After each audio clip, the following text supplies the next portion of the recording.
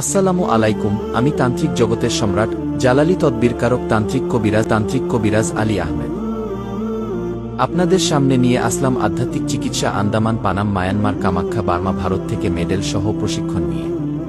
Challenge দিয়ে বলতেছি, যারা জীবনে বারবার প্রতারিত হয়েছেন তাদের কাছে বিনীত অনুরোধ করে বলতেছি, জীবনের শেষ চিকিৎসা মনে করে আমার কাছে একবার আসেন।